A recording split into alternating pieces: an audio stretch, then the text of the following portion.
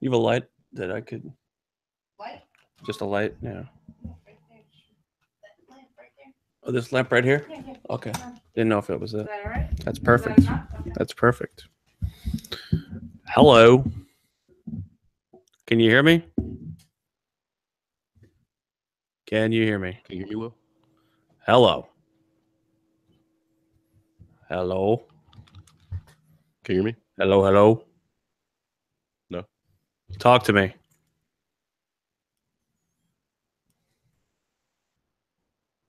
Talk to me.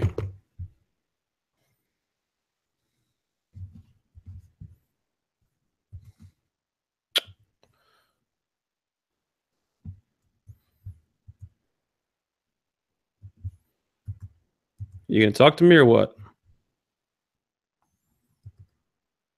Can you hear me?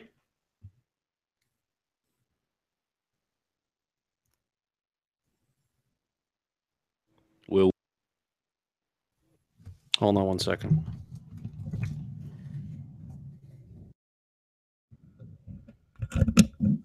Try now. Can you hear me now? I can't hear you. I can now. Yes. Okay. Good. I had to plug the. I had to plug my earphone into the mic. Okay. Cool. All right. We got around 2 minutes, 30 seconds. So I can hear you. Awesome.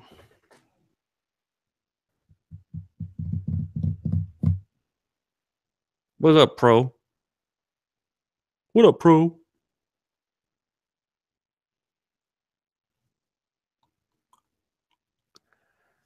Two minutes, 30 seconds. Cool.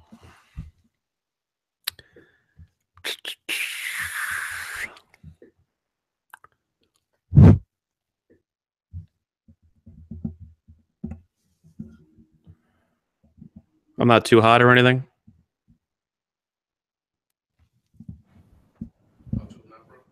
Testing.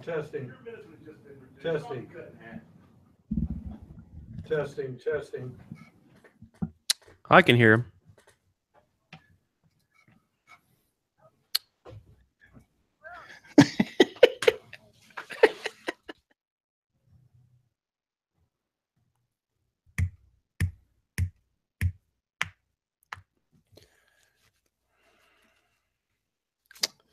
Yay.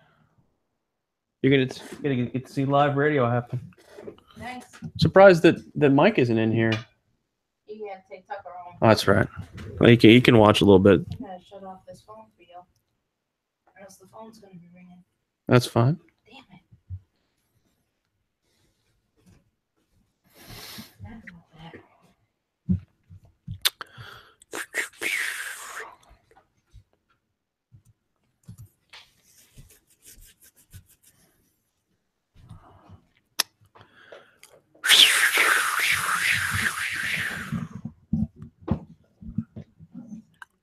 Check 1, 2.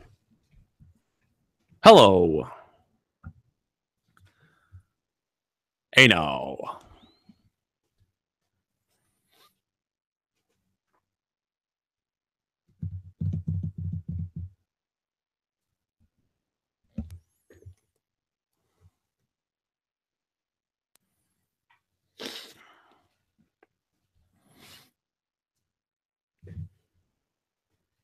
I'm waving, Corn. Wave back. Wave to me.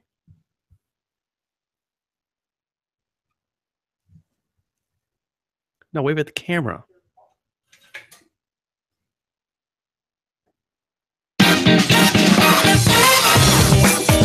It's time for the final word in sports all across the state. You're listening to Sports Talk with your hosts, Bill Kornbluth, Will Pelagic, and the Professor Tom Hayes.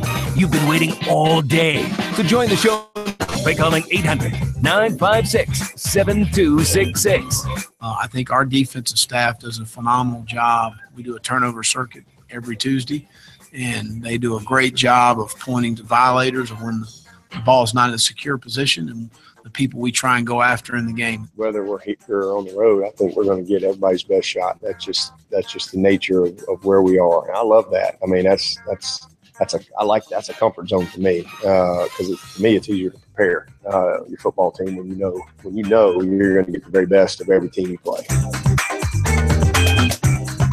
And good evening. Welcome in Sports Talk. It's South Carolina Radio Network from Main Street, Columbia, your capital city, where all your tax money in the state eventually ends up just down the street from us. Phil Kornblut here, along with the professor. Tom Hayes at our studios here in Columbia. Will Pelagic has hitched a ride with the Clemson football team. He is up in Syracuse, prepared to watch the Tigers play tomorrow night against Syracuse in the Carrier Dome. We'll hear from Will in just a moment. 800-956-7266 is our phone number if you want to jump on with us here early tonight on Sports Talk. Our email, talkback@sportstalksc.com, and on Twitter @SportsTalkSC. A reminder for you, it's a busy night in the sports world, a lot of things going on. Should you lose us for any reason over the airwaves and you want to find us, you want to stay with us, I suggest that you go to our website, SportsTalkSC.com. You can listen to us via our YouTube video feed. You can also catch us via our stations streaming on the TuneIn app as well as iHeart Radio. A good place to go is our Columbia affiliate, The Point Radio, because they do not cut away from us. That's if you lose us and you want to find us if that happens. All right. Will Pelagic is up in Syracuse already. Clemson heading up that way as well. Will, I take it you had a great trip up to the upstate of New York. What's the weather looking like? I know it's going to be indoors, of course. I know it'll be 72 degrees and no wind. But in terms of just the area around Syracuse, has it turned a little cooler up there yet? It is quite cool, Corn, and it's very interesting to see how things have progressed here with the weather. I was able to get up here and needed to wear sleeves for the first time, which was a little weird, but certainly it's looking like it will be unseasonably warm, at least for folks up here for this weekend. It's a big weekend here in town. It is Parents' Weekend. So at least we'll see a little bit of that activity coming over not only tomorrow but also Saturday. But should be an interesting situation for the game coming up on Friday. I already saw a lot of Clemson fans. Went to one of the local haunts up here, Dinosaur Barbecue. Saw a lot of orange that wasn't necessarily Syracuse orange. So it's there's a lot of people who are up here at least getting ready for the standalone Friday night contest against the Orange of Syracuse. Yeah, I was going to ask you, I'm sure we've got some Clemson fans listening to us who might not be heading up until the morning or later on today, and you know the Syracuse area quite well. Besides Dinosaur Barbecue, where else would you suggest people hang out? That's really the only place. Oh. That's really it. That's really it. I mean, the campus is nice. It's up on a hill. Yeah. The downtown is basically kind of in a valley, if you will. So one thing I would suggest, leave plenty of time if you're going up there for the game, and because parking is not exactly is not exactly something that is easy to find here. All right, so we've got Syracuse, Clemson, orange on orange, and USC going to Tennessee to face that other version of Orange Pro, the lighter orange of the Tennessee Vols. For both of these teams, the Gamecocks and the Tigers, I mean, I think Clemson is going to win. I am not taking the 22. Really? I'm not falling into that trap this time. No, twice this year, I've gone with Clemson laying the points against Boston College and Wake Forest, and they've let me down. I just think watching some of Syracuse tape today and their quarterback, who was a very skilled passer, and he's athletic, and they do have good receivers, I think Syracuse might give Clemson a little bit of trouble with their passing game. Yeah, that's if the Clemson's defensive line sits on the bench. Clemson has not played a team. Syracuse has not seen a defensive line like this. I just think the Clemson speed is going to get psyched up for that fast turf, and they're going to blow that 22-point spread. Really? You think they win in a romp? I feel. Well, it's 54-0 last year at Death Valley. Mm-hmm. They totally dominated the Syracuse. Clemson had 565 total yards. As far as the Gamecocks in Tennessee go, to me, now Arkansas was a big game for South Carolina. This is a huge game because You got a chance now, South Carolina, to get to 5-2 at your break. Think about that now, 5-2 going into your break with Vanderbilt waiting on the other side. So you really, if you beat Tennessee, you're thinking you're going to be 6-2 as you hit the home stretch. So you're bowl eligible at that point. And you know, out of those last 4 games, there's a chance that you could win a couple of them and get to 8 wins, which would be a significant step up for this program. Also, you're catching Tennessee at a dangerous time. You just don't know which way this Tennessee team is going to go. Are they going to rally behind a new quarterback and rally behind their coach who's been under fire and play a great football game and play unlike they have in recent weeks, or are they just ready to mail it in and get this season over? This is a game where I think South Carolina has to come in and feel as desperate as Tennessee. That means start off early. If Bentley can get a good early start, put doubts in Tennessee early, take them off schedule with a redshirt freshman quarterback, they can win this football game. But if they lollygag around and let Tennessee stay in the football game, Tennessee remains desperate because they know who's sitting on the calendar next week when they have to go to Tuscaloosa. Will, I'm taking the Gamecocks to beat Tennessee. They're getting 2.5 points. I think that's a nice little bonus to have, but I think the Gamecocks are just going to go in there and win. I think they are too, Corn, and I think the real interesting part with this game is that I think you need to take the defensive game plan that you had against Texas A&M, apply that, and then use the offensive game plan that you had last week against Arkansas. You're not going to necessarily have the mobility with Garantano like you had with Texas A&M's Kellen Mond, but the one thing that you will have is you will have somebody who's not necessarily used to facing pressure. So try to throw everything, including the kitchen sink, at him when it comes to the pressures and blitzes. I think that you might see a lot of zero coverage from that perspective. And that's the thing that I think it personified itself again last week. I don't think we're talking enough about how great this defense is, or at least how improved it is, and how much better we thought, or better it is than we thought it was going to be, because it's been the anchor for the South Carolina team. It's the reason they're 4-2. Yeah. The thing about Tennessee, South Carolina with Jake Bentley, they throw the ball pretty well, no question about it, and I think they obviously like to rely on the passing game. However, Tennessee has the worst rush defense in the SEC. They're 14th.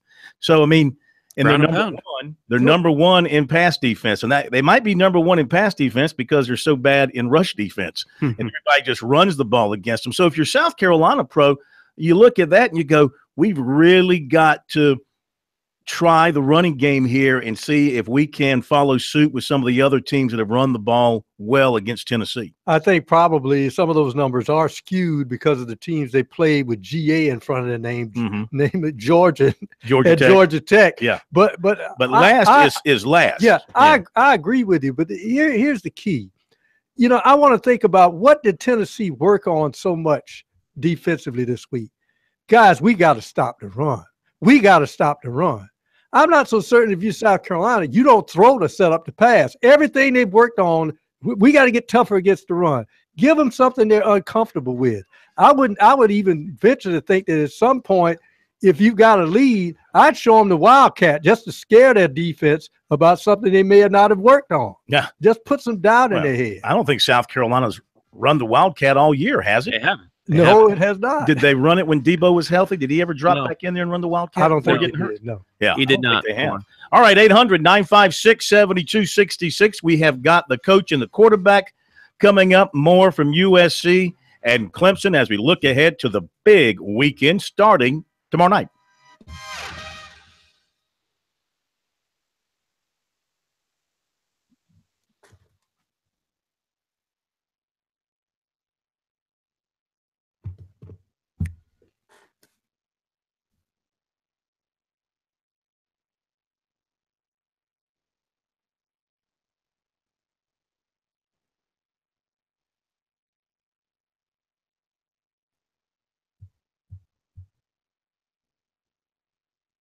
Sounding all right?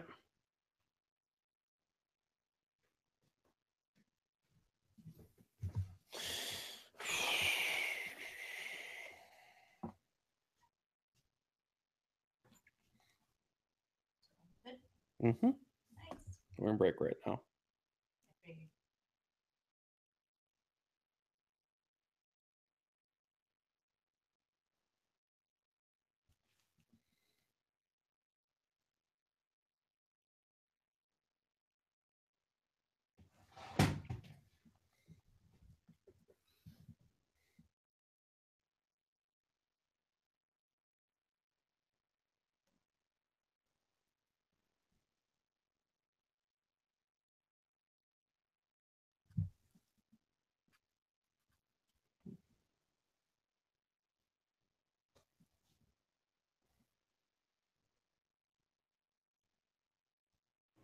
Hey, we'll just let you know everything's good, man. Cool. Can you hear me? Yes.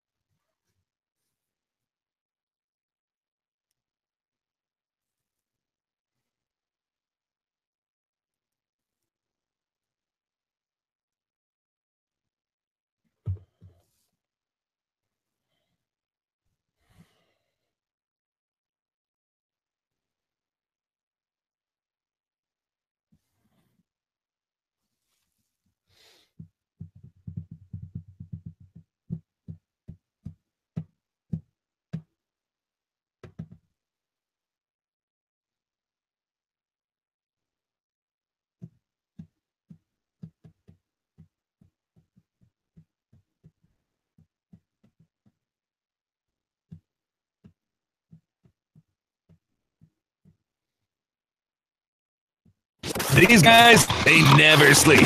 Check them out on the web at SportsTalkSC.com. Now, more of Sports Talk on the South Carolina Radio Network. It's a big Thursday night here on Sports Talk. We got so much to give you and so little time. Coach and quarterback coming up. Mike Morgan will be along in our second hour. Also, we'll learn more about Syracuse as Will talks to the play-by-play voice of the Orange coming up in hour number 2. Plus, we're going to hear from some Gamecocks and Tigers as well as we move forward. 800-956-7266 is our phone number, and we're brought to you by South Carolina soybean farmers and their checkoff. Learn more at scsoybeans.org. Pork powered by soy. A couple of things to pass along to you and to talk about. We're finally going to get the news on North Carolina tomorrow. This is the end, well, possibly the end. They will still have the opportunity to appeal, but in terms of finding out the penalties from the NCAA Infractions Committee, those are supposed to be released tomorrow. The NCAA releases its infractions report. This is coming after multiple delays, 3 notices of allegations. North Carolina officials, institutions outside counsel, along with the former administrator of the AFAM department, Deborah Crowder, former faculty chair, Jan Boxell. They all appeared before the panel on infractions in Nashville back in August. 5 violations alleged against the North Carolina, the school, against the university, related to the formerly known program African and Afro-American Studies, basically alleging that students, including an untold number of athletes over many, many years, took bogus classes and got bogus grades. In simplifying this thing, to tell you, to kind of round it out, North Carolina's defense is this was a major that was open to anybody on campus. It's not something that the athletic department controlled. And you, the NCAA, really, you do not have authority over this particular operation within our university. The NCAA, in its response, said that the courses in that department were not the focal point of its investigation. Rather, the arrangements afforded to the athletes with regard to those courses. So basically saying that, okay, but you made arrangements to make sure your athletes got into those bogus courses to get good grades, keep their GPAs up, and in some cases maybe stay eligible. And another way to state that is, if North Carolina's defense is, well, any school could start bogus courses, just let your regular students in it, and we'll funnel the athletes in it, and it's okay. Yeah, exactly. I think that's a very weak defense. Everybody's waiting to see what the NCAA is going to do here, Will. Are they going to come down hard on them? And by hard, do we mean probation? Do we mean sanctions related to the NCAA tournament? Do we mean forfeiture of games and championships? I mean, just how hard will they come down? They're in a very, very tough spot right now because I think anything that does come down or anything they do, I don't think that people are going to be satisfied because you know that they're going to have to probably vacate the championship that they won last year, or at least one of the ones from earlier if it goes back that far. In my mind, if you're the NCAA, you need to kind of rule a little bit with an iron fist, whether that's taking away some scholarships, whether that's recruiting restrictions on Roy Williams or his assistants. I mean, something needs to get done because the one thing that I don't think the NCAA has done a very good job in, and this goes into a lot of these different situations where you talk about, Louisville or Penn State or Baylor, anything of this nature, they've not created a good enough deterrent. Anytime you're talking about punishment, you need to create a deterrent. I just don't know if there is that deterrent right now. Well, the other key is this. North Carolina has not been forthcoming. They've been quite combative in this whole process, which I think works against them. And to even implicate that one of the reasons you don't like the way things are going is because Greg Sankey of that other conference, SEC, is sitting at the chairman of the infractions committee, is to just point a finger as if there's going to be something unbeknownst to come upon them because the other ogre in the Southeast is standing there looking at you. Well, it's weird, Pro, because so much about the Committee on Infractions, they go nicer on you if you bring them stuff. If you bring them, like if you get yourself caught and you kind of turn yourself in, they'll be a little bit more lenient on you. But if you take a defiant stance and they find something, you're going to get beat over the pants with it. Well, I think a lot of people who follow college athletics have long felt that North Carolina was one of the sacred cows in the system, in the NCAA, and especially their basketball program. People in Chapel Hill, seriously, would give their right arm to protect their basketball program and to protect the legacy of Dean Smith. There's nothing more important to a North Carolina fan than that basketball program. And we're going to find out exactly if North Carolina is treated like Alcorn State or like anybody else out there, SMU, any of the other wrongdoers, or are they going to be given some special treatment here?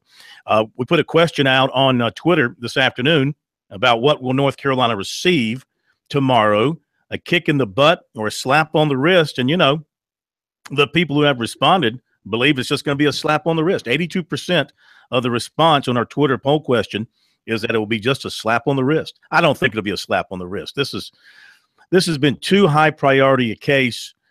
The NCAA has spent thousands of hours and millions of dollars investigating this thing, prosecuting its argument in this case. And they're kind of like the FBI. I mean, they usually get their man when they go after you like this. I mean, North Carolina's certainly going to have to vacate some wins here to some degree. Does it go? How far back does it go? How many wins will you have to vacate? Will it go all the way to vacating a championship? Listen, they've made teams do that before. Villanova, right? Wasn't Villanova their run to was it a championship or a runner-up when Howard Porter played for them that they totally Howard wiped Porter, off the books? because they lost to UCLA. Okay, and but because they found out later on that he had taken money from an agent or something. That's right. Didn't they basically just wipe that from the books? Mm-hmm. So, we'll see what happens when this comes out tomorrow. It's going to be something to look for. Let's see. What else do we have for you here tonight? Oh, yeah, the Panthers are in action tonight against the Eagles. This should be a heck of a game, Pro. Big game. The Eagles are riding high. The Giants are really in the basement. The Redskins are still right for the taking. And Philadelphia has a great young quarterback in Wentz. They're very difficult to stop. But the Panthers right now arguably may be playing the best football in the NFC this side of Green Bay. Yeah, two quarterbacks here playing very good football at this point. Alshon Jeffrey coming back to the Carolinas. Mm-hmm. His 1-year deal with the Eagles, and he's off to a good start with them. And probably, he's making $9.5 million this year. Very good story. Don't know if you had a chance to see it. It was written by a writer I think it was from Philadelphia, came down to South Carolina and sought out Alshon's brother, Charles Ben. Remember Charles Ben going back many years ago? Boy, that's been a while. Charles Ben out of Calhoun County High School. And the story was about how Charles Ben, by everybody's account, was a much better athlete than Alshon, except he didn't take care of his academic work and he never could get into college. And now he's back living in the St. Matthews area while Alshon has gone on to become an NFL. Would you consider him a superstar? Not quite superstar status. Not quite. Knocking on the door. Because he had to play with Chicago. Mediocre quarterback. Yeah, but even in Chicago, he had some great numbers. Yeah, he's amongst the upper hierarchy of the NFL receivers. I wouldn't call him a superstar, but he's there. But I mean, he could break through that door. He's knocking on the ceiling. Yeah, because they got Torrey Smith on the other side. He's the guy that actually blows the top off of the defense. He can get deep. But Alshon has those oven mitt hands. Yes, that are huge, and he catches everything. He's the kind of guy you throw to when he's open and when he's not open. Yeah. Okay, we'll be back. We have got the coach, Chuck Reedy, and the quarterback, Steve Tannehill, coming up as they talk about the Gamecocks and Tigers here on Sports Talk. We'll be right back.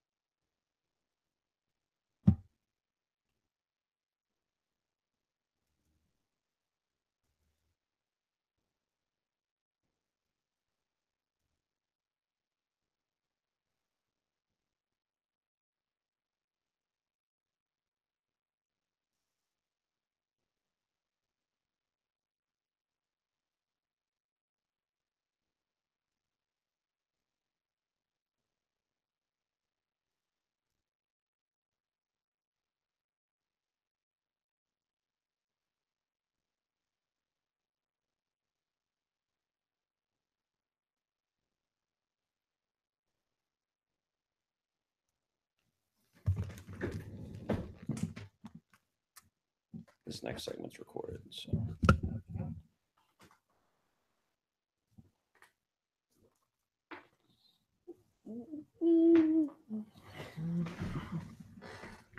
So it's just the two of you? It's the three of us, actually. It's three. It's a third guy we have.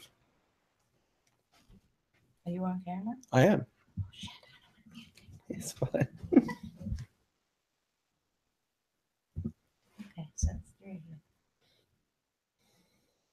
Nice.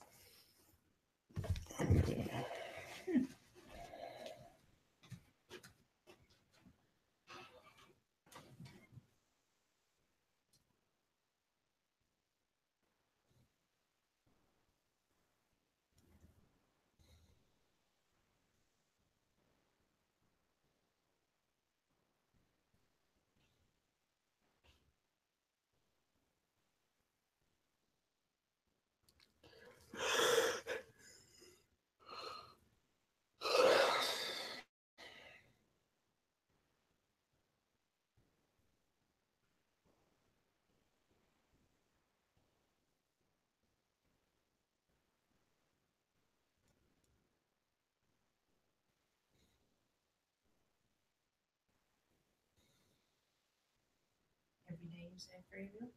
Yes.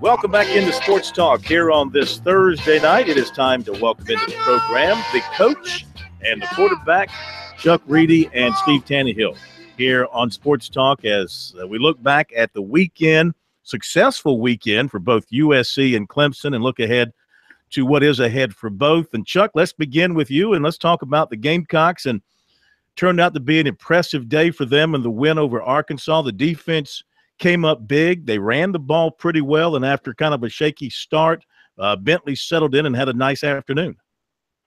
Yeah, they did. I mean, it was a huge win for them. I think this, this puts them in position to get to 7 wins, which, I think would be a huge accomplishment as far as making improvement. And, I think it puts them in that position.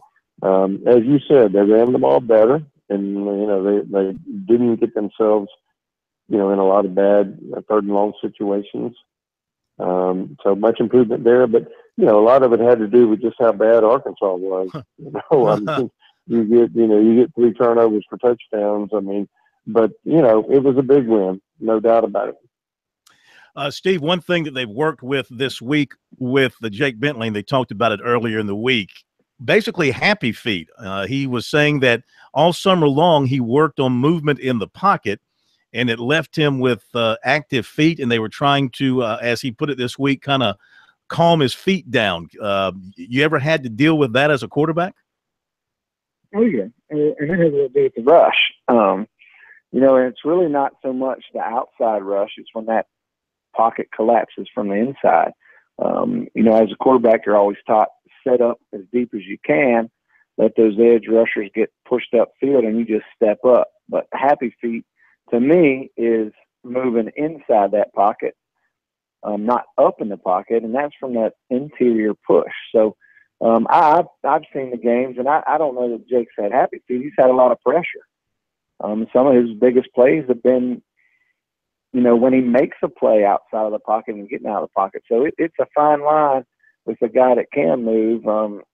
and a guy that's had some pressure on him to tell him, to calm his feet down. So that's tough to do, especially in the middle of the season.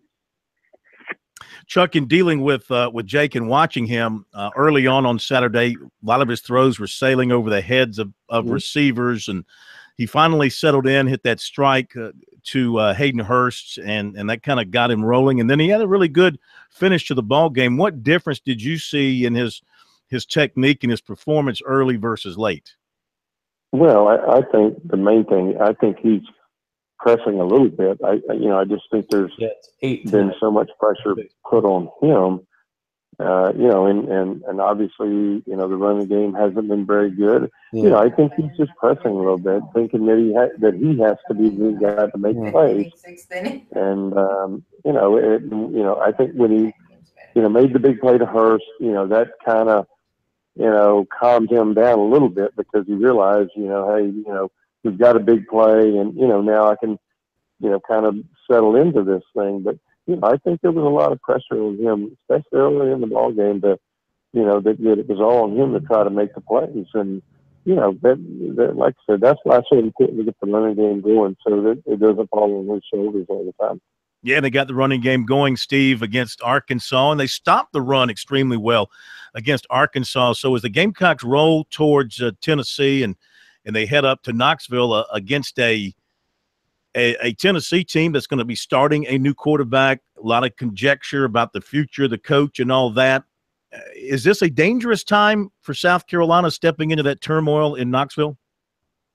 I had no question, because here comes Carolina comes off a big win where everyone's feeling good. The defense scored some points, so they're feeling good. The offense made some big plays, and you come up there and one, you got a new quarterback starting. He's going to be ready to go. I mean, this is his chance. And the coaches feeling the heat are going to, probably work harder because it's probably a game they think they have a chance to win. Mm-hmm. And it's at home. I read something today where they're talking about each student can get 8 tickets. They're worried about the fans coming. And the players don't worry about that, because it's their day. You work all year to have that, those 12 Saturdays or 11 Saturdays. So it's definitely a tough position to go on the road. Tennessee's one of the, biggest stadiums in the country, and it's a tough place to play. Talking with Chuck Reedy and Steve Tannehill, coaching the quarterback, with us here on Sports Talk. One more thing on the Gamecocks, Chuck, then we'll shift to Clemson. And, I mean, you've been there. You were at Baylor, and things were going well, and things weren't going so well. You know what it's like to be in that coach's hot seat. What do you think Butch Jones is going through at Tennessee as he tries to weather the storm there? Well, he's pulling out all the stops, and this is the worst case scenario for South Carolina, because Tennessee, their backs are against the wall. Quarterback, the coaches, new quarterback, and the players. I mean, these are all guys that Butch Jones has recruited. I mean, these are his guys. So if they're going to do anything for him, they're going to play the best they can play, on Saturday. I mean, because they all realize, that there's a lot of pressure on them. So it's a track game for South Carolina, and no doubt about that. All right, let's go to Clemson and the Tigers heading to Syracuse Friday, Steve. And Kelly Bryant's ankle injury, practicing this week. We're assuming he's going to play. Would you play him? I mean, they've got an off week, and then they've got the home stretch. If you're Dabo Swinney, would you rest him, especially playing on that turf inside the dome? Let that ankle get really completely healed. Go with Cooper or go with Johnson. Take your chances and believe that your defense can hold Syracuse down, or is that too big of a risk? Well, I think their defense is definitely going to hold him down. But the kid, if he practices, he's going to want to play. And you're in the leadership position, the quarterback, and showing your toughness to the rest of the team, especially the guys on offense, is important. So if he's practicing, I'm going to say he plays. Now, once it, if it gets out of hand, which Clemson's defense is so good that it could, And they can run the ball. They can run the ball, but it does. A quarterback wants to play. If he can play and he's practicing that, I would imagine he plays. How long he plays, I don't know. But with that defense, and Clemson can run the ball, so it's not like he's got to take a lot of shots, and you can switch the game plan a little bit. But I think he plays, as the leader of that offense. There's no question. If he can play, I'm playing him. It doesn't matter if it was a D2 school coming in. He's got to play some. Chuck, what do you think? Would you playing if you were in that situation? And what did you think of the two backups and the way they played in the second half against Wake Forest? Well, I would play him if he's full speed.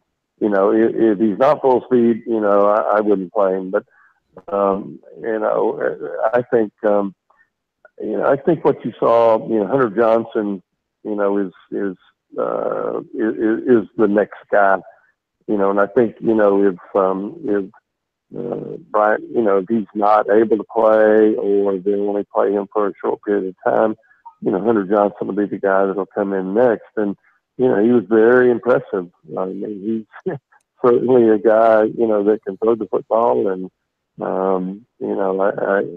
don't think they have any reservations about playing him. Guys, I want to thank you for being with us tonight for the session of the coach and the quarterback. Coach, you're on your way to a desert island somewhere, so enjoy yourself. and Steve, you're looking forward to another big weekend at group therapy, so enjoy yourself as well. Thank you, Bill. Appreciate it, guys. Coach, have a good vacation. Thank you, guys. We'll talk to you next week. Good luck to you. Thank you. Bye-bye.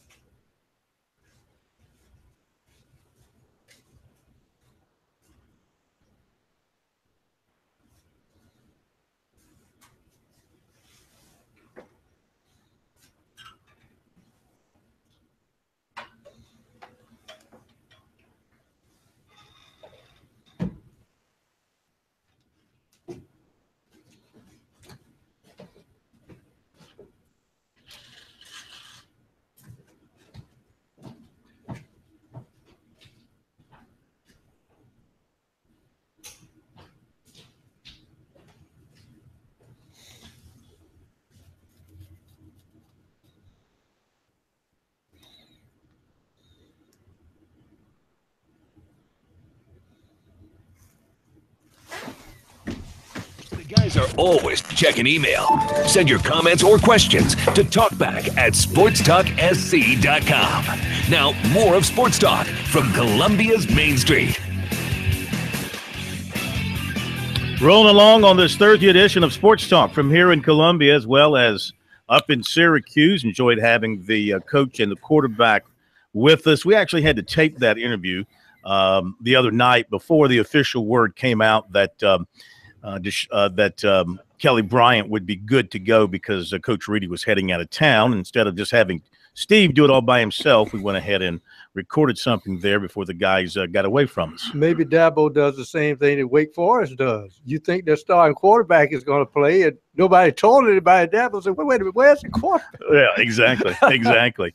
We're brought to you by South Carolina soybean farmers and their checkoff. Learn more at scsoybeans.org. Pork, powered by Soy. Clemson tomorrow night's in action against Syracuse. I do not like these Friday night football games anywhere, anytime, any place, and like them even less when we have one of our teams involved. A couple of years ago, remember, Clemson went to Boston College and played on a Friday night. That's right. Had to go up there for that. So not crazy about it, but you play when they tell you to play, Will, and the Tigers will be going in seeking their 7th straight win. And I think the defense, Brent Venables and company, no doubt, they've seen Lamar Jackson. They've seen the kid from Auburn and these other guys. But the guy they're going to see tomorrow night's a pretty good-looking quarterback, and they better have a good game plan for him. He is a pretty good quarterback, and I find it interesting looking at what he brings to the table and what they've done with that offense. And it's really, really interesting because of Dino Babers and the background that he is. And I think a lot of it, too, speaks to the time that Brent Venables spent in the Big 12 with a lot of these air raid offenses. And it's funny that Dabo Swinney actually mentioned that in part of his press conference Tuesday, saying that it's one of the reasons why he brought Brent Venables to this staff is because of the fact that more teams are going to the spread looks and things of that nature. And it's something that Venables addressed when we spoke with him on Tuesday. Oh, very much. Yeah, they got a great system. Second year, within that system, and quarterback that's very confident and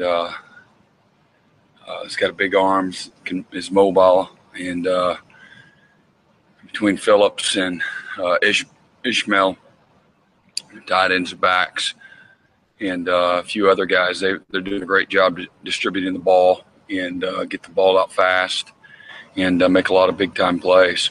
So it'll be a huge challenge for us. How much do you think the onus has been on the other offenses in this conference to grow as much as your defense has progressed the way it has? I don't think anybody's, just me.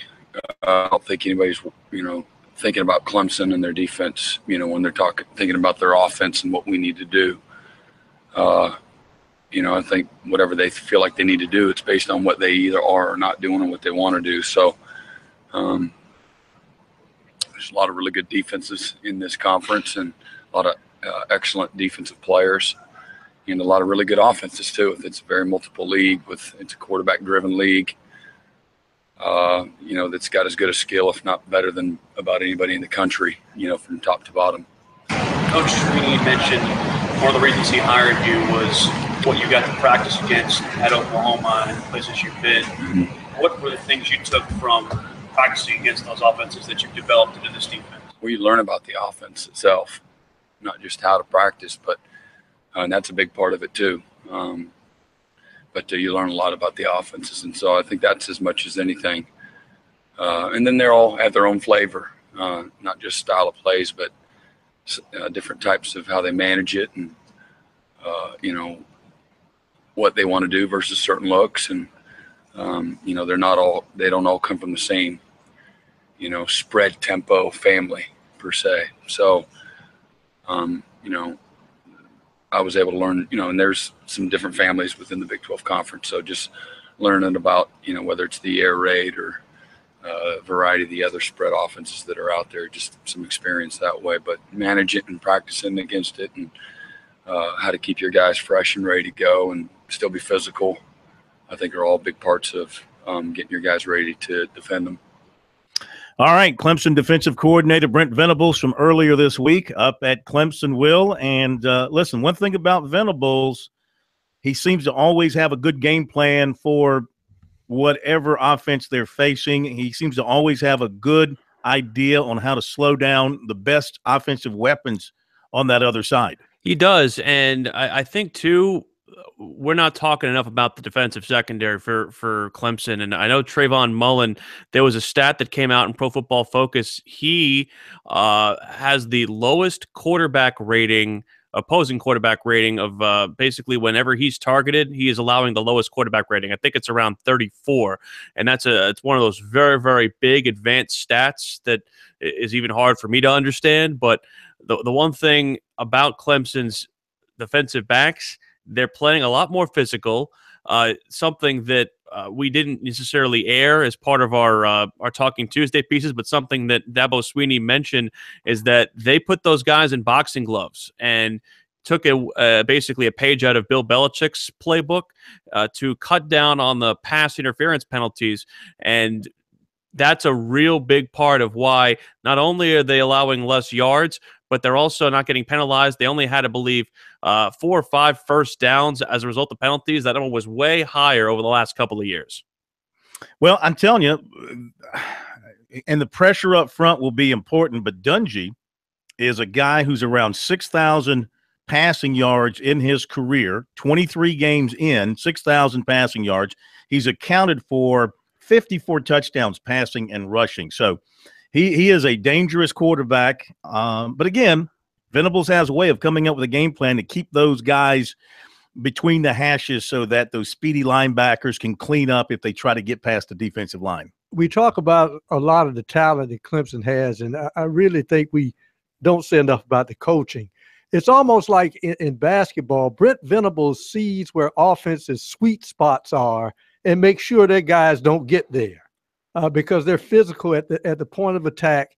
And when that defense gets penetration in the backfield, that's about 80% of what they need to stop. And once that happens, then those quarterbacks start to see ghosts. And you'll see the Syracuse quarterback tomorrow night see a rush when there's nobody there. Those phantoms start to show up.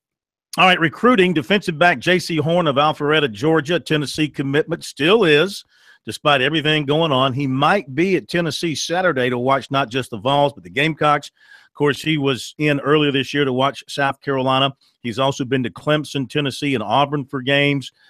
South Carolina and Clemson most likely will get official visits from him when he gets around to that. Both of them continue to recruit him. South Carolina especially hard. They've been on him for a long, long time. And he talked to Muschamp last night. He said Muschamp's been sending him information showing how they play freshmen early and how, especially in the secondary, they play a lot of freshmen. Mickey Kahn of Clemson was in touch with him yesterday, and they're just trying to get their relationship stronger. But right now, still committed to Tennessee. More on Clemson commitment for 2019, defensive back Joseph Charleston of Alpharetta, Georgia. His coach tells us he's a great kid, a great student, and a big-time hitter. Loves to run downhill and deliver a big hit as a big safety. And he thinks that he will have a tremendous career at Clemson. He said one thing that Charleston told him about Clemson that attracted him was the culture that they have developed there, the positive environment, player-friendly family. So far this season, he has 1 pick, 2 blocked punts, and around 40 tackles. Basketball, Clemson offered 6'3" Courtney Ramey of St. Louis. He's a former Louisville commitment. USC offered 2020 shooting guard Jaden Springer of Charlotte and 2021 6'3" Carson McCorkle of Greensboro. Clemson targets 6'2" Devon Dotson of Charlotte, announces at 6 tomorrow. He's close friends with Zion Williamson. The two were together at the Auburn game. He has also got Clemson, Maryland, Florida, NC State, and UCLA on his short list.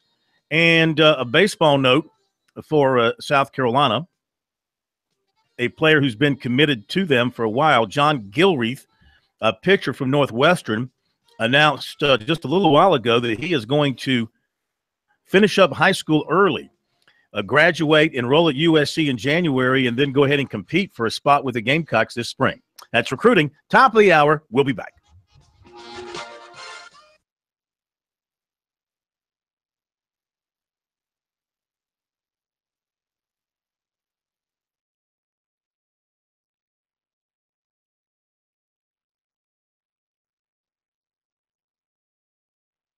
Everything's still sounding all right?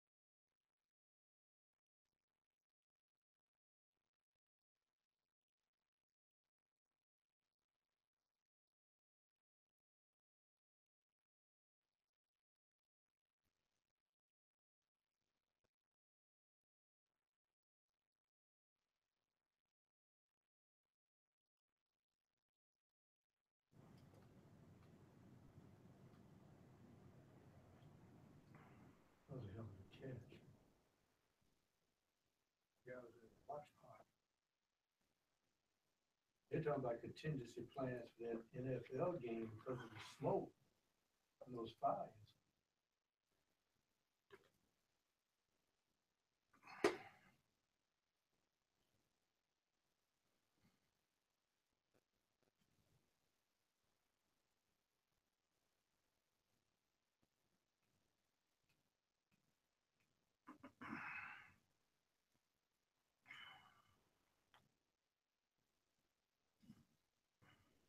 Okay, you ready, sir?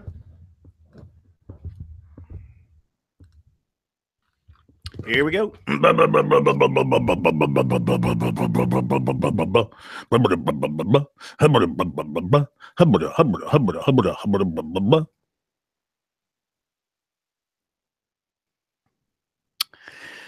Coming down in 3, 2, 1.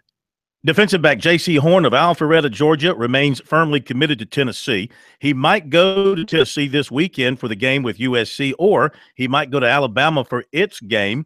He's also been to Clemson. Take it again. 3, 2, 1. Defensive back J.C. Horn of Alpharetta, Georgia, remains firmly committed to Tennessee at this point. He might go to Tennessee Saturday to watch the Vols take on USC, or he might go to Alabama for the Arkansas game. He was at USC for the Kentucky game, and he's also been to Clemson, Tennessee, and Auburn. Why do I do that? One more time. Third time's charm, Ryan. In 3, 2, 1. Defensive back J.C. Horn of Alpharetta, Georgia, remains firmly committed to Tennessee at this point. He plans to go to a game Saturday. It might be the USC-Tennessee game in Knoxville or possibly the Alabama-Arkansas game in Tuscaloosa. USC was... The hell? Get it right. 2, 1. Defensive back J.C. Horn of Alpharetta, Georgia, remains firmly committed to Tennessee at this point. He might go to Knoxville Saturday for the USC game, or he might go to Alabama for the Arkansas game. He was at USC for the Kentucky game, and he's also been to Clemson, Tennessee, and Auburn. USC and Clemson continue to recruit him hard. He was on the phone with Will Muschamp on Wednesday. Phlegm. Take 87.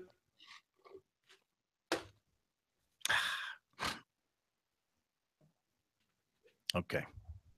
Because I noticed you weren't recording any of those, so we'll just start brand new here. In 3, 2, 1. Defensive back J.C. Horn of Alpharetta, Georgia, remains firmly committed to Tennessee at this point. He might go to Knoxville Saturday for the USC game, or he might go to Alabama for the Arkansas game. He was at USC for the Kentucky game, and he's also been to Clemson, Tennessee, and Auburn. USC and Clemson continue to recruit him hard. He's been in touch this week with Will Muschamp from USC and with Clemson.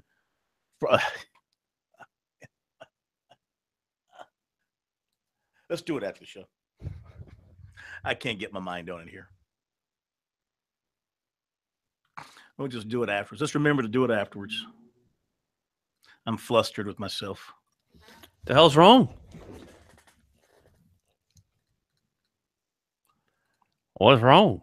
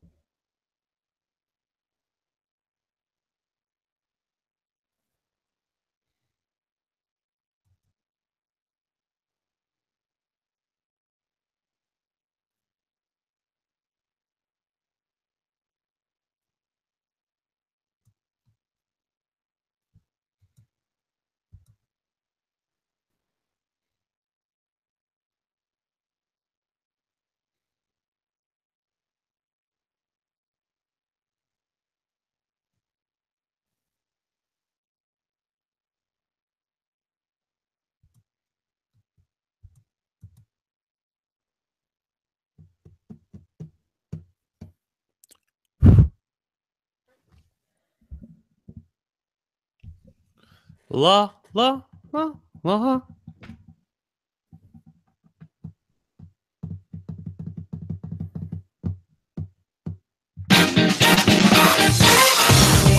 Round 2 of Sports Talk up next with your hosts Phil Kornblut, Will Pelagic, and the Professor Tom Hayes. Don't leave us hanging. Join the show, 800-956-7266.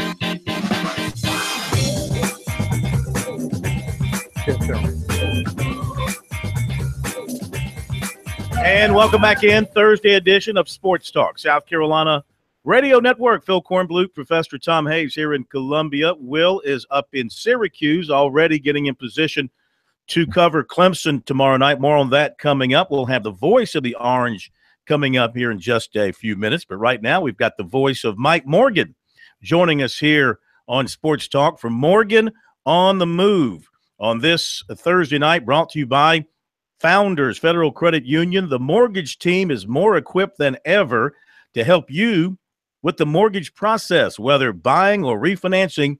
Visit foundersfcu.com/mortgage to apply today.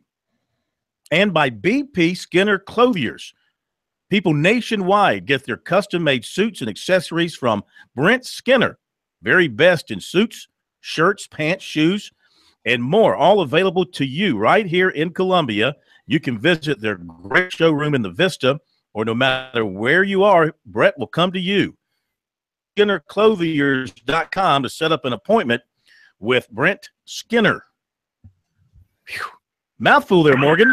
That was so well done. This is why you are a 14-time South Carolina Sportscaster of the Year. Well, let's don't sell me short. 22.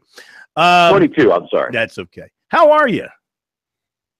I'm good. I'm good. How are you? We're good. It's good to have you with us. I know you were off last week. What do you have this weekend? I got a little NFL this weekend, doing a little radio, and the good news is I don't have to get on a plane to do it. Got Falcons-Dolphins Sunday in the beautiful Mercedes Dome, 1 o'clock. Have you had a chance to go into the Dome yet? I have. I was actually there for the opener just as a spectator, and it is.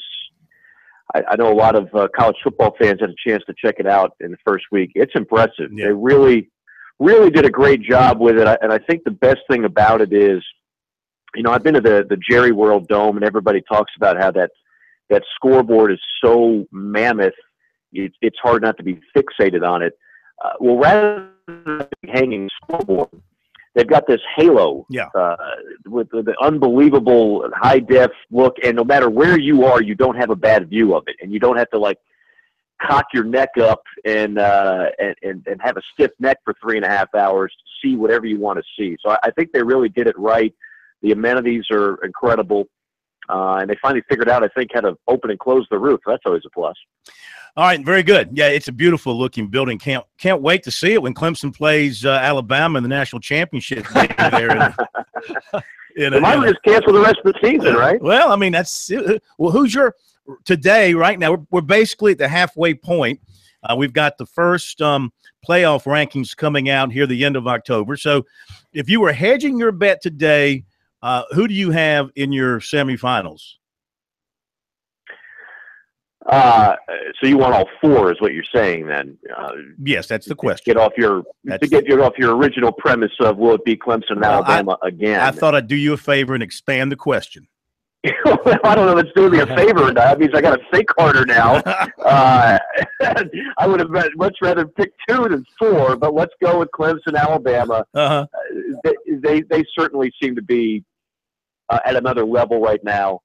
I think Penn State would certainly be the favorite, although not like Penn State could easily lose a game the rest of the way.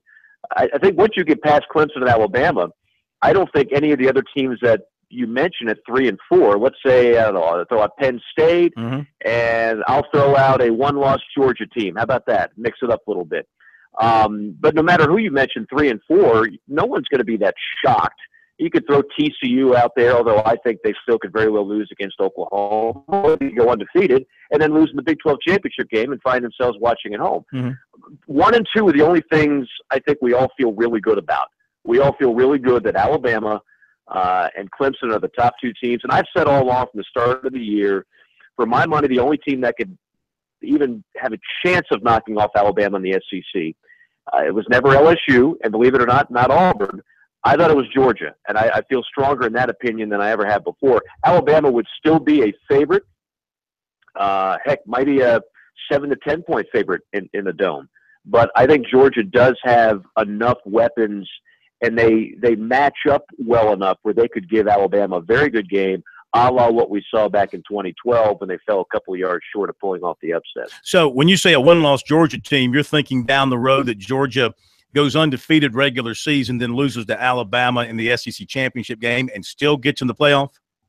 If they do that, think about that. They'll have wins at Notre Dame, at Auburn, Florida on a neutral field, Georgia Tech. Their strength of schedule will not be the issue. So the only argument becomes if you have another undefeated team, could a 1-loss Georgia leapfrog an undefeated team from a weaker conference, and that is the age-old argument. And so far, the system has said no, we're not going to do that. But I'm not so sure we're going to have 3 or 2 undefeated teams. So I still think a 1-loss Georgia team, if it's a close loss against Alabama in the SEC championship game, certainly they'd have a chance at it. Will they get there with the freshman, or does Eason get his job back because he's got the longer arm that really adds some pizzazz to that Georgia Mammoth running game? I think right now everybody's all in on Jake Fromm. I really think Jacob Eason's going to have to do a lot to get that job away from Jake Fromm. Now, look, they haven't asked Jake Fromm to win games for him. His last game he threw 11 passes, and they still dominated. So it's not as if Jake Fromm is lighting the world on fire, but you don't have to with a quarterback when you have those running backs.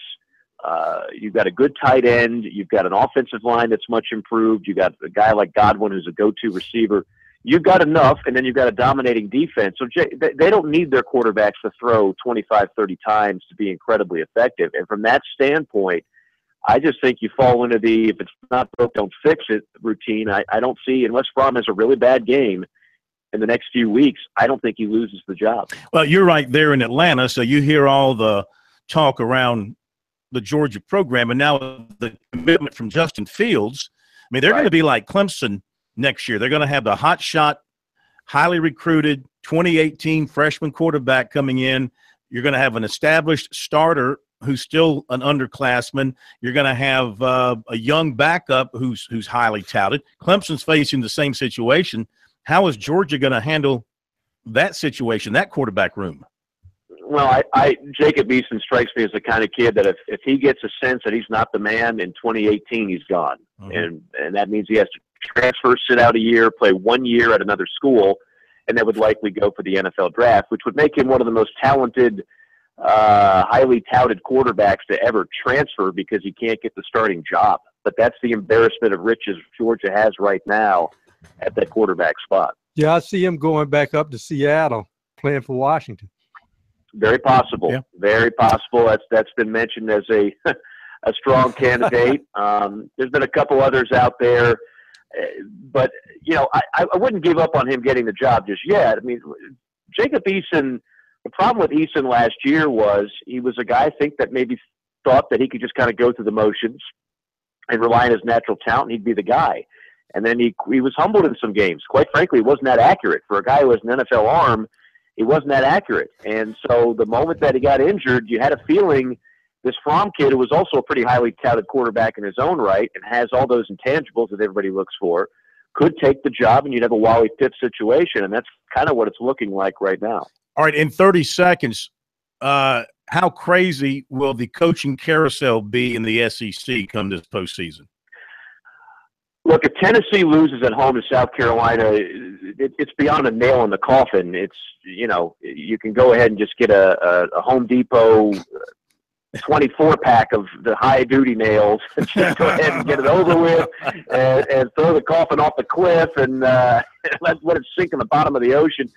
There's no way he's going to survive anyway, in my opinion. Now, whether or not they want to fire him right after the game, which I think the last two of the last three Tennessee coaches have gotten fired right after a loss to South Carolina, if I'm not mistaken. They might wait till the end of the year. Who knows? But I don't think he survives. Brett Bielema's in trouble at Arkansas. Kevin Sumlin's in trouble at Texas A&M. Ed Orgeron would be in more trouble if they didn't have a ridiculous $12 million buyout. It is. We have got to go. We'll be back in a moment. Hey.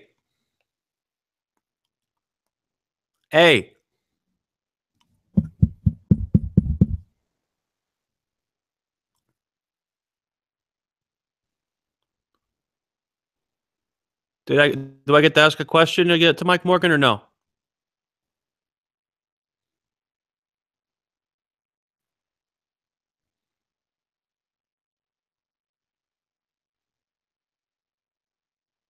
Hey, Can you hear me? Will, can you hear me? Yeah? Yeah, about 5 seconds into the bumper music, just come on. You're going to do the interview with Mike Morgan. No, with Matt Park. Yeah, Matt. Did I not get to do a question for Mike? Well, what was the deal with that? Ask Corn why I didn't get to ask a question during that segment.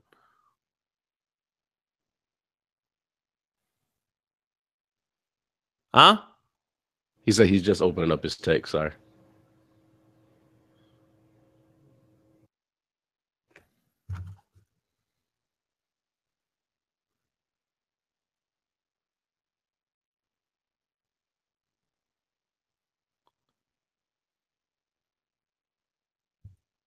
You forget about me? I'm still here. Did you not think that I wanted to ask a question?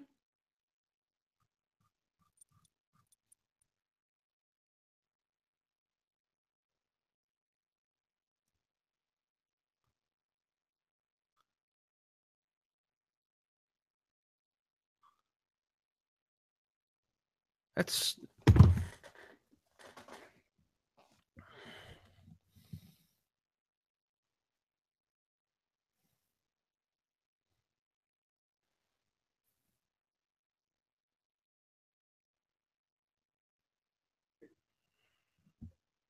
this.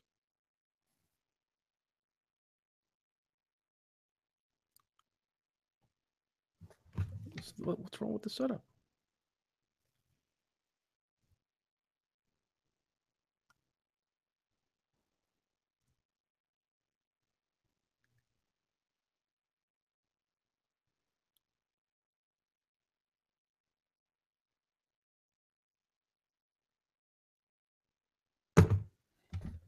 Stupid.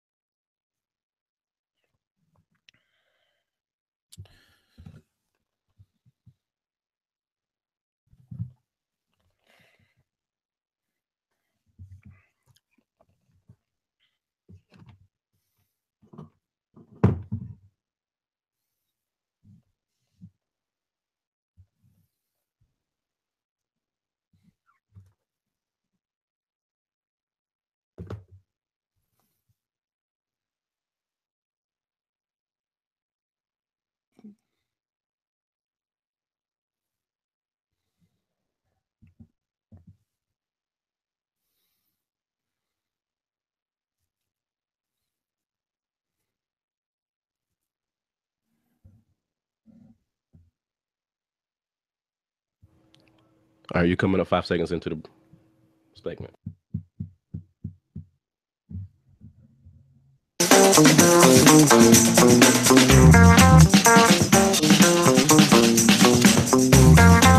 Welcome back on into Sports Talk, South Carolina Radio Network. Will Palanchik here in Syracuse as we get you ready for Clemson and Syracuse set to kick off tomorrow night.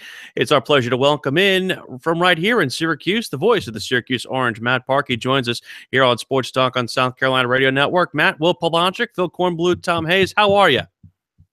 Good, guys. How's it going? So this Syracuse team comes in at 3-3, 1-1 in the conference, but a much improved offense for Dino Babers in this second year here at Syracuse. How have you seen this whole situation evolve since he's been here now, going into what is now game number, I believe it's 19 for him? Yeah, well, the offense, I would say, has improved over his predecessor. It's not a whole lot different this year than last, and they run a very up-tempo offense. They are the only team in the country that's run as many plays as they have for the year, and that's an achievement. He looks at one of the first things he checks on the box score after the game is just the number of plays run, and he has an expectation that if they run upwards of 80, 90 plays, that they're going to score points and win the game. So the weapon of tempo in and of itself is a big factor. It's how this program is built, and they put a lot of stock in that. The defense is really what has made a bigger leap from last year to this year, and that's been primarily in avoiding the big plays that they gave up so often a year ago. This, of course, Eric Dungy's junior year. He comes into his own here with this offense, very highly touted numbers. Have you noticed the fact that the game has slowed down a lot for him? Well, he would tell you that. Certainly, to have a full off season in learning the offense, he is better maybe at his decision making and has an understanding of where he wants to go with the football. So I think things have slowed down for him. It's probably also led to maybe a greater distribution of the football.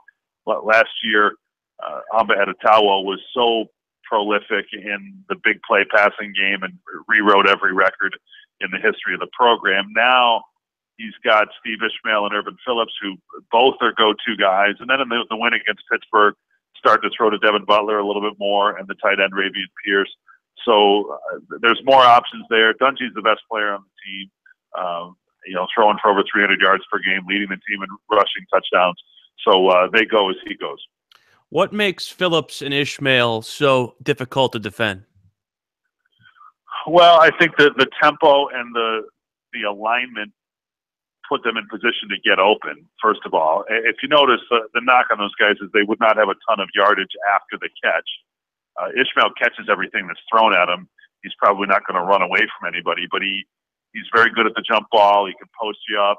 He operates on the sideline very well, and he's sure-handed. So he's going to be the guy that Dungy's looking for when he's in trouble. Phillips is very fast, and probably more importantly, he's quick.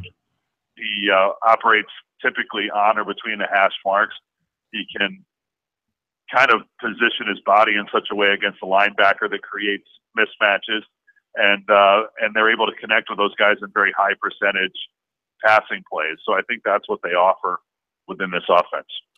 Voice of the Syracuse Orange, Matt Park, joining us here on Sports Talk, South Carolina Radio Network. Clemson and Syracuse tomorrow night from the Carrier Dome. One thing in talking to Clemson defensive coordinator Brent Venables this week is he's concerned kind of about the presentation, what Syracuse presents on offense. A lot of shifts, a lot of screens, a lot of misdirection and confusion for this offense. How much of it have you noticed with that there? Well, I would say that feels like it's been more common this year as they've progressed the offense a little bit. Last year at this time, I would have told you they more or less lined up the same four receivers in the same places every play. What has been the change from one year to the next is they have a little bit different personnel now. So they've got a tight end that they like using in Ravian Pierce, who's a junior college transfer, and they've got a freshman fullback who's 280 pounds named Chris Elmore. So that brings about more formations, and then the shifts and motions have to do with getting in and out of those formations to maybe run the same plays from different looks. But those guys provide them some flexibility, and the screen game's a big part of what they're doing here. So that's how they get the ball to Pierce and Phillips both, and then the occasional running back.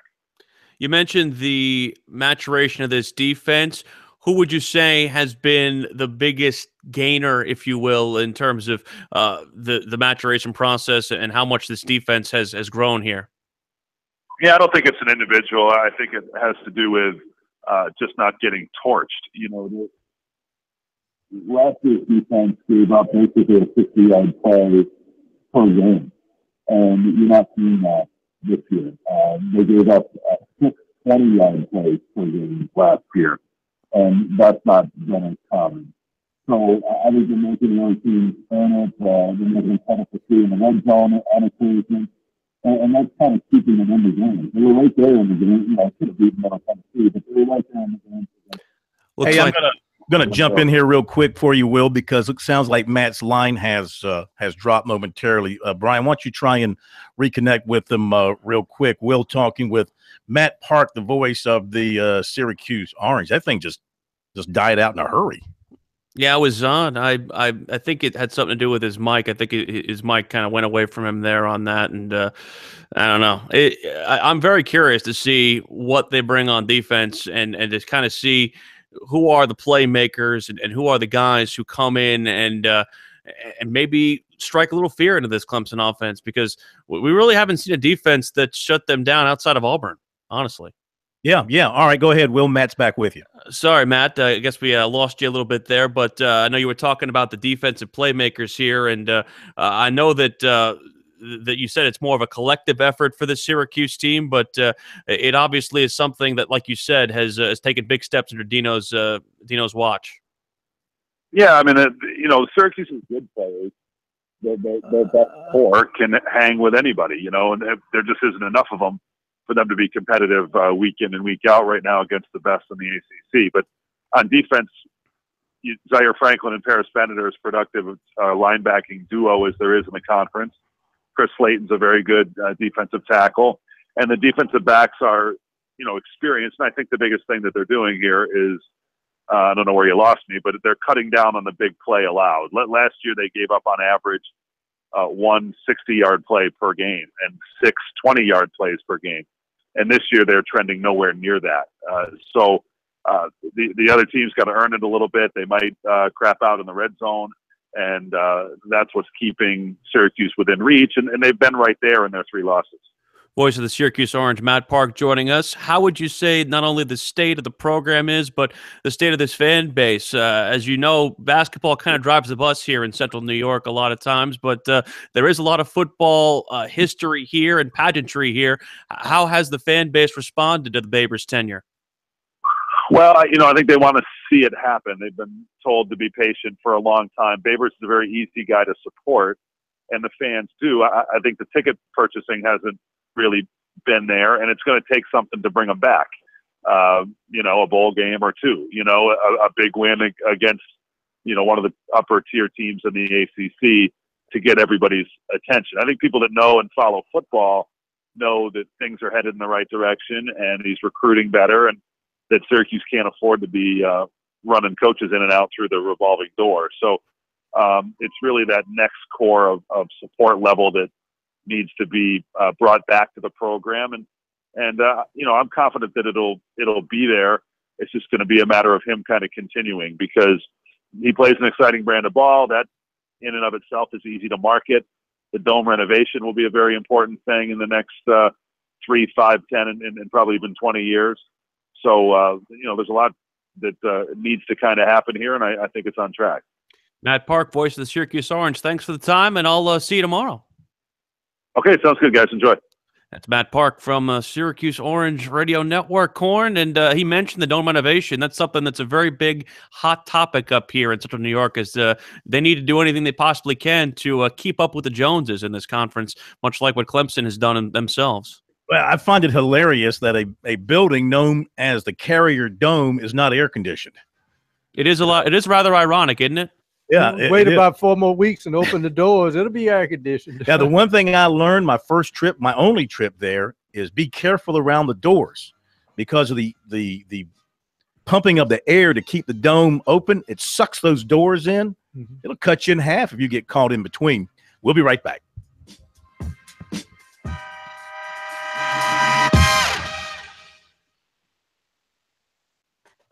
What? No. No, we're in break. Oh, it's okay. Don't worry about it. I'm okay. Thank you.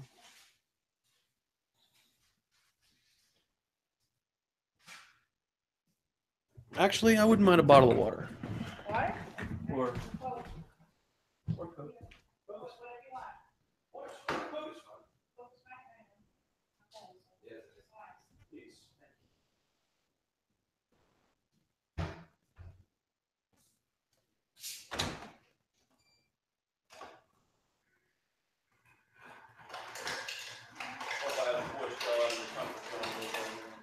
Oh, really? staying outside.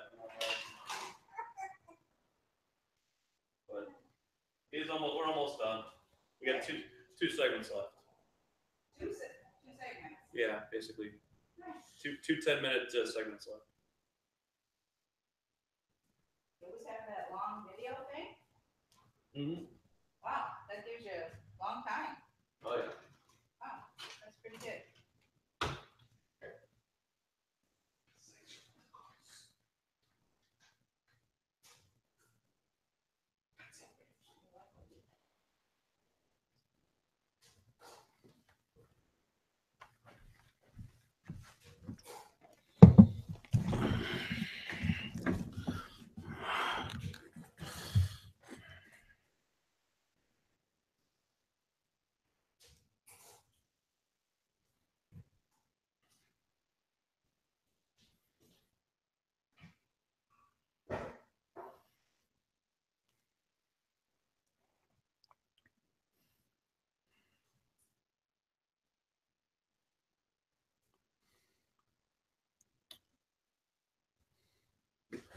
Hey, B, ask Corn if he's seen this story about the Clemson student ticket process change. All right, hold on.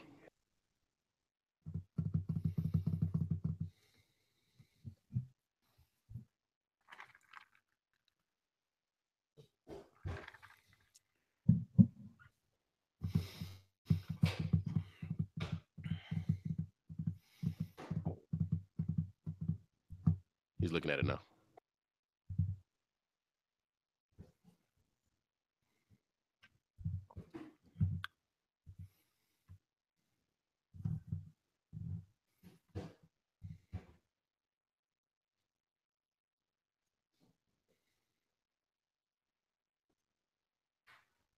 He found it. Apparently, they're going to allow a pathway on the hill to allow passage.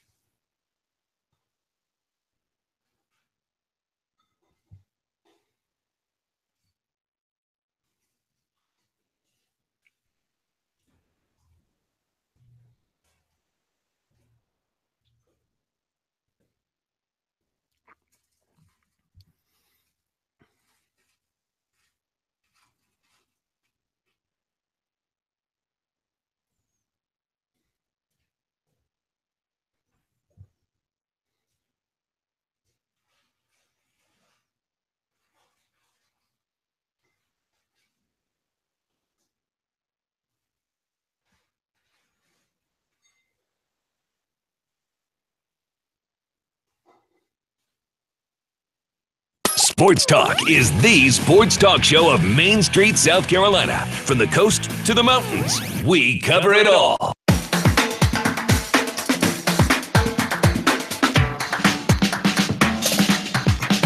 Indeed, we do cover it all here on Sports Talk, brought to you by South Carolina soybean farmers and their checkoff. Learn more at scsoybeans.org. Pork, powered by soy. Couple of notes from Will Muschamp, his call-in show tonight. He said Zach Bailey and Corey Helms will dress. Status will be game time decision on Saturday. Malik Young and Terry Guger will not travel to Knoxville as they continue to recover from their injuries. Where's Dabo Swinney going this weekend? Of course, they play on Friday. They have an off week, so he'll have some time on his hands. He is going to attend the celebration in Tuscaloosa on Saturday of the 1992 National Championship won by Alabama, a team that he was on. This is reported by Aaron Suttles, covers Alabama for a website there. And so, of course, Tigers are playing tomorrow night, and then I guess he'll head back with the team and then shoot over there to Tuscaloosa. Will, that's going to have the people talking around. I was going to say I know you want to be there with your team, and I know you want to, have a celebration. I don't know if I'm a Clemson fan, if that sits well with me. Well, it's still not as bad as when Roy Williams lost in the Final Four and just sat over there in the Kansas section. Yeah. That seems odd to me. It just seems odd. Also, out of Clemson today, more on student tickets. It just seems like they created a big headache for themselves with whatever they did over there at the Hill. But apparently now they've worked out a new process by which students can get their tickets, register for tickets, get their tickets. It's called the waterfall process of registration. It'll be adjusted now, allowing students to register in their initially assigned slot by class, and on it goes. And then they're going to have wristbands involved here to allow easy exit and re-entry to the Hill. In order to allow balanced seating opportunities on the Hill, a pathway will be available near the top of the hill on the grass to allow passage from south to north within the hill. If Moses can part the Red Sea, they can create a passageway for that hill. I mean, I know. Listen, this is literally so much overblown with this thing, honestly. I've been covering Clemson football for about 35 years. I've never heard where they've had a problem getting people onto the hill. Now, if people aren't showing up enough to fill the hill, that's one thing. But getting them onto the hill used to be as simple as opening up the gates and letting people run to the spot. And they would rush in there and fill it up because those are great seats. And, of course, the kids have a great time over there. Well, they have that fence up there now. That's the problem. Yeah, I think they created more for themselves. Yeah. All right, let's do a little high school football. Give you our high school football players of the week, courtesy of the High School Sports Reports. And that's brought to you by Farm Bureau Insurance. With new auto insurance rates from Farm Bureau Insurance, you could be saving a whole lot of money. Even if you received a quote before, the rates are now more competitive than ever. So go get a no-obligation quote today at favrates.com. Let's take a look at those players of the week. In 5A, Dre Yarbrough from Greenwood, quarterback, 201 yards rushing and 2 touchdowns, 133 yards passing, a win over Malden. In 4A, it's Kyleek Middleton of Beaufort. He rushed for 337 yards and 3 touchdowns in a win over Colleton County. 3A Player of the Week is a Mr. Football finalist, Amir Abrams of Newberry. Went over 5,000 rushing yards in his career, 221 yards, 5 touchdowns in a big win over Broome. Big in terms of the importance of the win. 2A Player of the Week is Mikhail Lee of Barnwell. He rushed for 196 yards, 2 touchdowns. Barnwell beat Batesburg-Leesville. 1A Player of the Week is Corey Fields of Baptist Hill. Went over 2,000 yards passing on the season in a win over St. John's. 463 yards and 7 touchdowns. He also ran for a score. Skeeza Player of the Week is Mikey Smith, St. John's Christian. He rushed for, now this is 8-man football, but still 507 yards. It's a lot. And 8 touchdowns. And he passed for a touchdown. Slouch. And ran home after the game. I guess.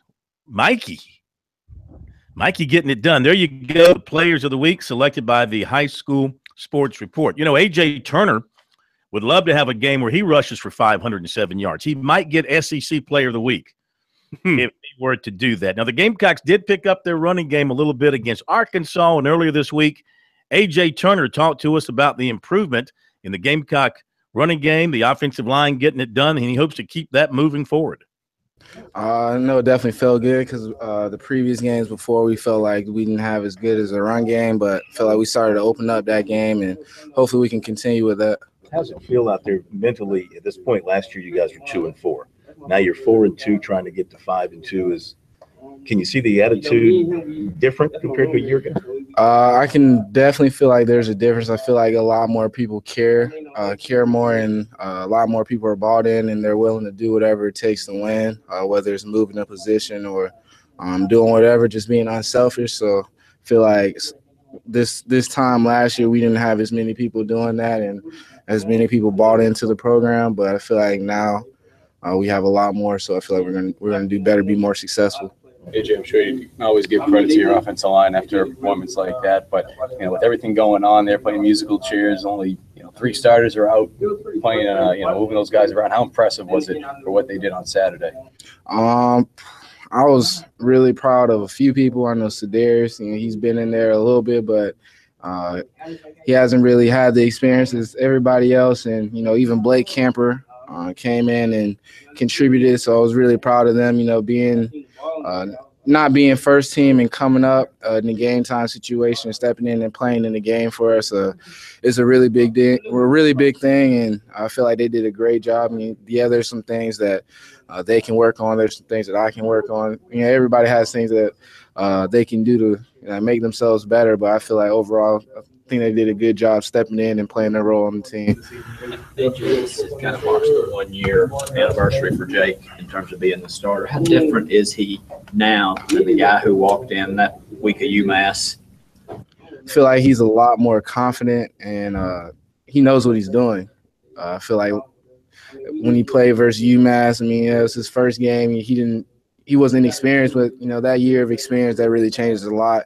I know for me, having more experience, like another year of experience, it kind of changed my game some too. So just have experience is really important, especially in this level that we play in the SEC. And you're going to always play against guys that are good and very talented. So just having that experiences and having the coaching, I feel like he's done a lot and he's made some big strides. How do you approach facing a Tennessee team that's perennially been one of the powers of this conference, but is coming off a 41-0 loss and looks a little bit in disarray? How do you guys mentally approach that? We just got to approach like we approach any other team. We never overlook any team, no matter what conference they're in or like what they do or what they look like the week before. So I feel like if we just go in there, play our game, do what we do, do what we did last week, run the ball, pass the ball, make defensive plays, score on defense, I feel like we'll be fine. Okay, A.J. Turner, Gamecock running back, and as we mentioned earlier, Gamecock running game should have a chance to get out and do something good against a Tennessee defense, which is 14th against the run in the SEC. Now, like you pointed out, Pro, they've a lot of that was accumulated against Georgia Tech, and obviously they run the ball a heck of a lot, and then Georgia runs the ball a heck of a lot, and they can skew your numbers, but, numbers are numbers, and they don't always lie. Maybe that is a weakness of this Tennessee defense, and if South Carolina's offensive line can have another good day, maybe they can find some running lanes, crease them a little bit. I think one of the reasons you run the football, especially on the road, is you want to keep it away from the other team's offense. And let's face it, if South Carolina can get, say, a 2-score lead and run the football, limit the chances of that freshman quarterback, he'll get antsy because he thinks he's not going to see the ball for a while if the running game is successful. Now, Garantano is a mobile quarterback, and that could be a little bit of a challenge for a defense that has never seen him play before, so that'll be something they'll have to be wary of. Back in a moment.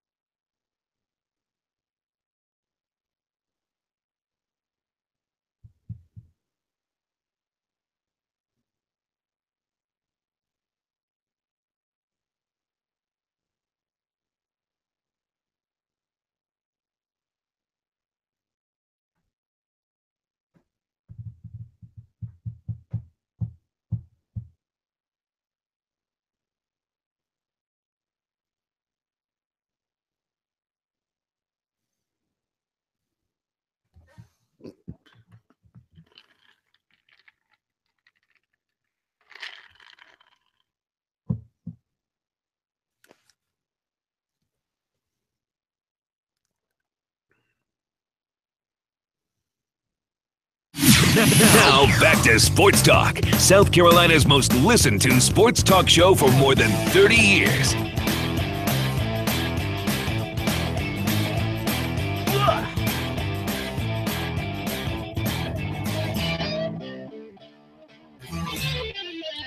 All right, we're back. Sports Talk, South Carolina Radio Network, Thursday edition. Phil Kornblut and the Professor Tom Hayes here in Columbia. Will Pelagic up in Syracuse preparing for the Tigers and the Orange tomorrow night. And, of course, you can follow Will on our Twitter feed at SportsTalkSC as he'll be tweeting from the Dome tomorrow night. You can also, of course, follow his coverage after the game on our website, SportsTalkSC.com. for his post-game coverage, a live Periscope from the Dome.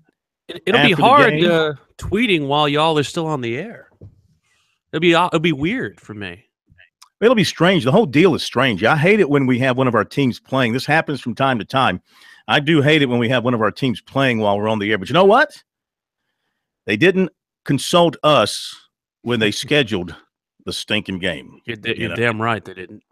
Next time they should call us and say, wait a minute, what time are you guys going to be finished tonight? Because we want to make sure that we have a full audience, because we know people will wait until we're done before they turn to the ball They're game. going to call us first. We'll say no Fridays.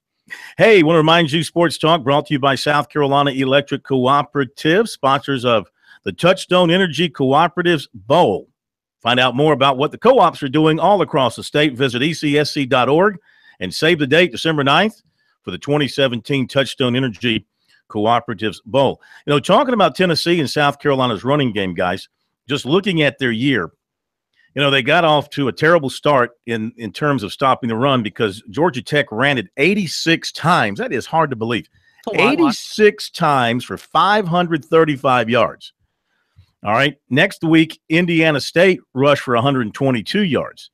Then Florida, 168. UMass, 144. And then last time out, Georgia ran it 55 times for 294 yards. The most passes thrown against them so far was by Florida, who threw it 28 times. So teams haven't had to throw the ball. They've been able to run it. And here's my point, Will. I predict if the Gamecocks can rush for 125 yards or more, they'll win the game. I think they will, and I think that we'll see the continued maturation of this running game because of the fact that you will be able to see more of these offensive linemen get healthy. That's certainly something that helps. And I also think, too, they have themselves a real asset in the fact that they've kind of kept Tyson Williams as that main go-to guy. And, yeah, they do have Dowdle and they do have Turner, and they do like to spell Tyson with those guys. But I really do think that they need to kind of stick with one main guy in my mind. And I think that's to allow him to get into a rhythm, because that's the kind of thing. There's something to having a guy stay in and get the bulk of the carries. Like for example, what Clemson's doing now with ETN and Tavian Feaster. They're not shifting nearly as much as they used to. I think South Carolina should employ that similar tactic. Well, Dowdle is healthy now. It looks like he was much more healthy because of that bruise. And the key point, Tyson Williams will get there. But, for instance, we can go to the NC State game. Even though he juggled a pass, Tyson Williams doesn't make that catch in the flat. The most complete back they have is Dowdle as far as receiving, passing, and picking up the blitz. That's the key there. And the other key is, I think Will Muschamp harped on this a lot, is to go into up-tempo, you got to get first downs. What Georgia was doing against Tennessee is they would rush for a first down and then line up, almost look like a passing formation, then just have the back come back, then they hand it off real quick on a 1-2 count and just road graded the Volunteers. So South Carolina, run or pass, must keep the chains moving in order to keep that clock moving and in order to get that running game cranked up. Well, last year, Dowdle had 127 yards. It was his real coming out party when he rushed for 127 yards. The Gamecocks in that win over Tennessee, and they had to hang on at the end. They rushed for 158 yards. So they can certainly do it. I mean, they've got the same quarterback. They've got the same running backs. They basically got the same offensive line. They showed last year here in Columbia that they can run the ball successfully. So I think that will be key for them is that, and then of course, getting off to a good start. What you've got to do right now is the Tennessee crowd will be ready to turn against them at the first opportunity. Yes. When I say them, they'll be ready to turn against Butch Jones at the first opportunity. If South Carolina can get out there, score quickly, maybe build an early lead, then they're going to sap whatever energy and enthusiasm is there. They'll sap it right out of Neyland Stadium. Phil, the other thing is, and I knew you guys not going to like this, but I'm going to say it anyway. Yep, last week they showed that jet sweep formation with the tight end and had a wide receiver run. I'm not so certain that at least show it once or twice, maybe to get his lather up, Jake Bentley with a quarterback draw, because that middle is open. Nobody thinks he's going to run the football. And a lot of times when you see them go, especially into an empty formation, there is nobody in front of him. Corn, I have a question, with Will Muschamp's success against Tennessee. Is that something that he addressed at all this week, the fact that he's never lost to them as a head coach? I don't think that came up in the press conference. No, it didn't. Yeah, I don't recall it coming up. Yeah, he's 5-0, 4 at Florida and 1 last year. Yeah, and of course Spurrier, when he was at South Carolina, had great success against Tennessee as well. No, he did not. He did not bring that up. So I think his answer would have been, "Hey, that's the past. We're focused on this week, one game at a time." I just find it odd. I find it's an oddity. It's a good oddity for South Carolina's perspective. Yeah, but I mean, it's got nothing to do with South Carolina, because historically, over the life of this series, Tennessee has dominated. But now the last 9 years, South Carolina's up 5-4. True. So this would be the first time, if South Carolina can win over a 10-year stretch, that they would have the edge on the Vols. I mean, I can remember, and this series goes back to, I don't know the exact start, but I can remember back in the 60s when they used to play Tennessee and South Carolina with Paul Dietzel as the coach. And Tennessee used to run this thing called a wide tackle 6. Do you remember that, Pro? Yes, I do. And they would spread their linemen from, this is when the hash marks, I believe, were wider as well in college football. And they would spread their linemen way out. And teams had a hard time, matching up with that. And they used to just beat Paul Dietzel's Gamecocks to a bit. Maryland used to but I do too. remember a game in Columbia back then, and this was typical South Carolina back then, where the Gamecocks led all day only to lose it late and then lose on a field goal to Tennessee. South Carolina was sort of Tennessee was this big, brawny SEC team, and South Carolina was either a weak sister of the ACC or lost in independent land. And getting a win over Tennessee back then was a big, big deal for a program like South Carolina. Yeah, well, it creeps into the psyche. It's almost like malware in a computer. When you have a guy that can kick a field goal from anywhere, tie the game up, send it into double overtime, and one of the best kickers in South Carolina history, and with the Kansas City Chiefs, Ryan Suckup walks in and bricks like a 35-yarder that would have set the game into overtime. House of horror things like that usually happen to South Carolina in the Neyland Stadium. Yeah, I was there when Spurrier won with the Gamecocks for the first time in Knoxville. And, I mean, the Gamecock fans really thought they'd won the national championship, because that was such a rarity for them to beat Tennessee, A, and to beat them in Knoxville, B. And that got Spurrier rolling. That was kind of the beginning of I'm trying to remember what year that was. That was around the time, I think, was that I remember they got a big win there with Lattimore, too, and Lattimore carried the ball a bunch. Oh, that was when they clinched the East, I believe. Wasn't that the year they clinched the East? They clinched the East at Florida. Was it at Florida? Yeah. Okay. They got a big win when Lattimore had a big game there as well. So, all right. Will, what you doing tonight in Syracuse? How are you spending your time? I will be enjoying a casual evening in for a change. Well, that's very nice of you. Well, you enjoy yourself there. Have a good day tomorrow, and we look forward to having you with us for the early part of the show tomorrow night from the Dome. Sir. All right. And also tomorrow night, of course, going to be busy. I'll be in Knoxville with the Gamecocks. We'll have the football filibuster, Lee Sterling, and Jimmy Himes from Knoxville will join us to tell us more about the Vols. Thank you, Pro. Thank you, Brian. Have a great night, everybody. See you tomorrow.